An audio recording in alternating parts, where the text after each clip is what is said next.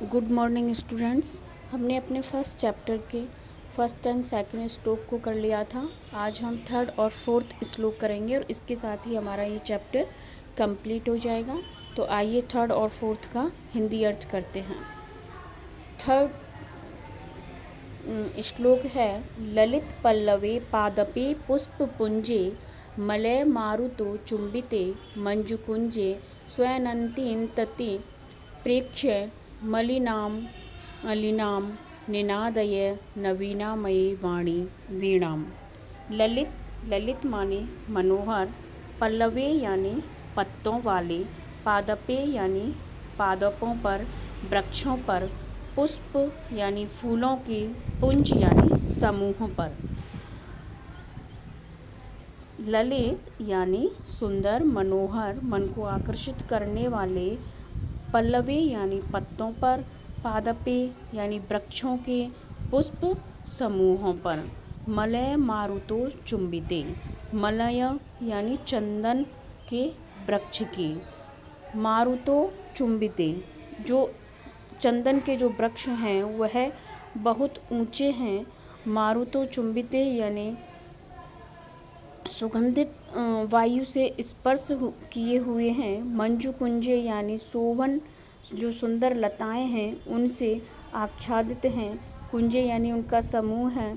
स्वैनन्तीम यानी ध्वनि करते हुए।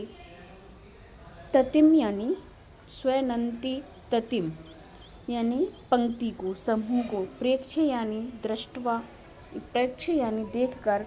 मलिनाम यानी मलिन, भ्रमण अलीनाम यानी भंवरे। तो चंदन के वृक्ष की जो सुगंधित वायु से स्पर्श किए गए, मन को आकर्षित करने वाले पत्तों से युक्त वृक्षों पर, पुष्पों के समूहों पर, सुंदर कुंजों पर भंवरों की ध्वनि करती हुई पंक्ति समूह को देखकर हे सरस्वती नवीन वीणा को बजाओ। तो इसमें कवि ने माँ सरस्वती से प्रार्थना की है कि आप जो ललित पल्लवे पादपे पुंजे, जो सुंदर मन को आकर्षित करने वाले पत्तों से भरपूर और पुष्पों से भरपूर उन पादपों को देखकर, और ऐसे चंदन के वृक्ष जो बहुत ऊंचे हैं, जो पर्वतों को छूते हुए जो चंदन के वृक्ष हैं, उनको देखकर, उनकी सुंदर लताओं को देखकर, यानी मंजू कुंजे उनकी सुंदर लताओं को देखकर, स्वैनन्तीम अप्रेक्ष्य यानी स्वैनन्तीम जो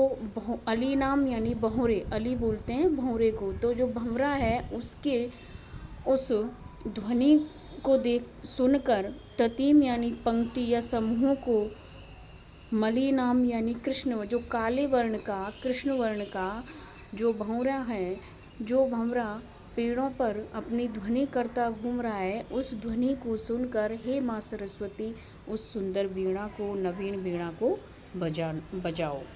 इसके बाद चौथा श्लोक है, लतानां नितान्तं सुमं शांतिशीलं चलेदुच्छले कांत सलिलं तवाकर्णे वीणा मदीनां नदीनाम। लतानाम यानी लताओं के, बेलों की। नितांतम यानी अत्यधिक, अधिक। सुमम यानी पुष्प। शांतिशीलम यानी शांति से युक्त।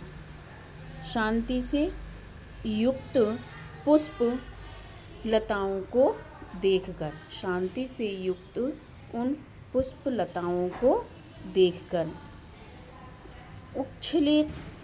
उच्छलेत यानी उछल पड़े, जो चलेत यानी चलायमान हो, चलेत यानी चलायमान हो, उच्छलेत यानी जो उछल पड़े।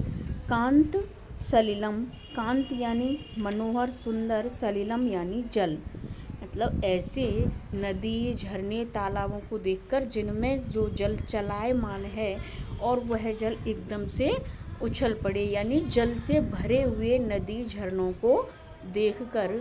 तवा करने वीणाम मदीनाम नदीनाम। तवा करने यानी सुनकर, वीणाम यानी वीणा को, अदीनाम यानी तेजस्विनी ओजस्वी, सरिताम यानी नदियों का। हे ओजस्विनी वीणा को, तुम्हारी जो वीणा है उसको सुनकर लताओं के अत्यधिक शांति से युक्त पुष्प चलायमान हो जाएं और नदियों का सुंदर जल खेल खेल में उछल पड़े। हे वाणी की देवी सरस्वती, ऐसी नवीन वीणा को बजाइए। इस श्लोक में कवि ने प्रार्थना की है माँ सरस्वती से कि माँ सरस्वती, आप नवीन वीणा को बजाओ, जिससे कि ये जो लताएं हैं इनमें जो पुष्प खिले हुए हैं, इतने सुंदर सुंदर जो पुष्प खिले हुए हैं, वो ये अत्यधिक जो शांत पुष्प हैं वो आपकी वीणा को सुनकर चलायमान हो जाएं। चलायमान का अर्थ खिले खिले लगें, वह और भी सुंदर लगें, उनकी जो सुगंध है वह दूर दूर तक जाए आपकी वाणी को सुनकर, तो आप वीणा बजाओ।